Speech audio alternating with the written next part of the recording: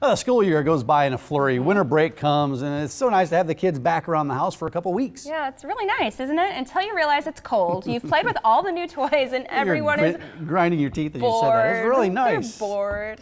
Well, the Omaha Public Library, they can help. You are here. Good. Emily Getchman is back. Emily, you always come on and provide Yes.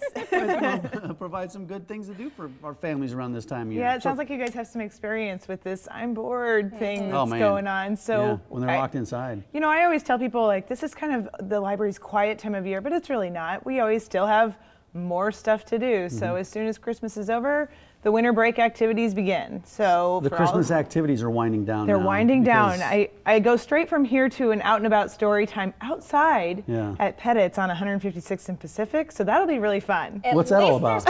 Afterwards, That's exactly right. I'm like, I get a cookie for doing this. What's that all about? We do out and about story times in the community, and one of our children's librarians thought this. We've done Pettit's before, and she thought this will be super fun. But of course, she planned it, several months ago when it was quite nice out. We had no idea it would be this chilly. But you know what? Kids don't feel the cold the way we do. No, so they're going to enjoy it no matter what, fine. and then they'll get a cookie, and that'll be their reward. Closed on Christmas Eve, closed on Christmas Day. Correct, But yes. after that, a flurry of activities involving New Year's, Kwanzaa. Just give us a rundown of some so of those we just things. have like winter break activities where we just invite kids, families, teens, everybody can come in. It's for all ages, and they're just activities. So one of them is Dr. Oxygen. I think you guys have had him on the show before. He's a science teacher. It's a fun way to learn science, but it's engaging with the kids. There's hands-on activities.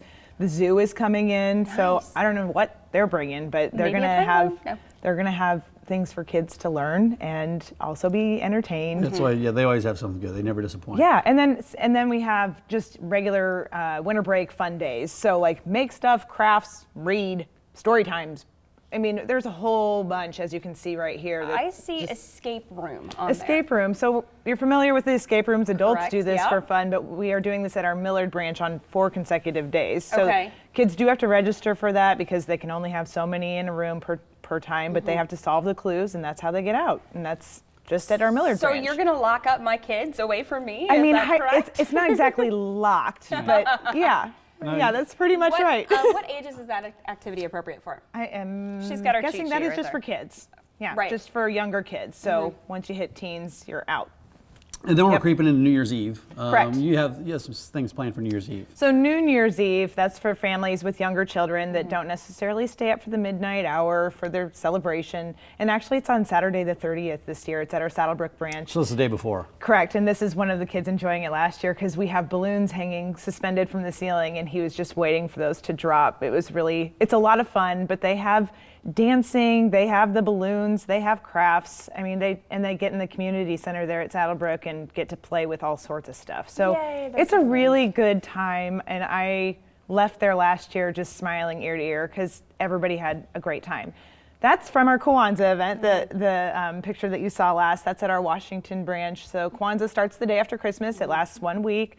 It's a celebration of African American culture, history. There's 7 principles, there's 7 candles, and there's a big feast. So that's all happening at our Washington branch. Good deal. Last minute shoppers can find ideas for books, all kinds of things on your website. What recommendations do you have? I mean, we just got a couple days left here. Sure. So, these things are available all year round, obviously, but our librarians did put together a list of books. And sometimes these books make great little stocking stuffers too. There it is right there on the website. But they just put together a list of books for kids that they might enjoy. Some of them are holiday themed, some of them aren't.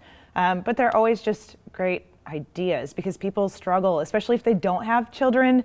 They don't know what age, what to buy. And kids. I actually used it. We have a custom book list service that I used for my niece and nephew. Just, here's their ages, here's what grade they're in, here's what they like.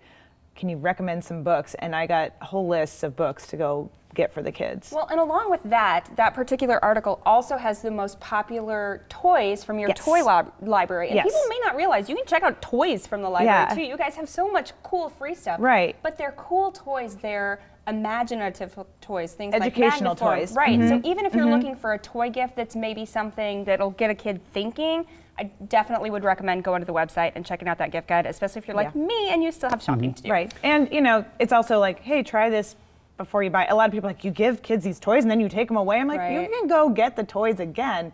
It's just, are they going to play with it after 2 minutes? Find out. Find out before you go spend all the money on it. Well, we got to wrap this up, but one thing else we want to remind people about, the resources at the library. There's all kinds of things, especially if you're thinking about gifts. I mean, researching family history. I know you got a couple days to do it. That's not very much time to get the whole tree going, but that's one way to do it, and it's extremely cheap. Yeah. I mean, we have all sorts of resources. We have a huge genealogy department, and the best asset that we have in our genealogy department is our librarians.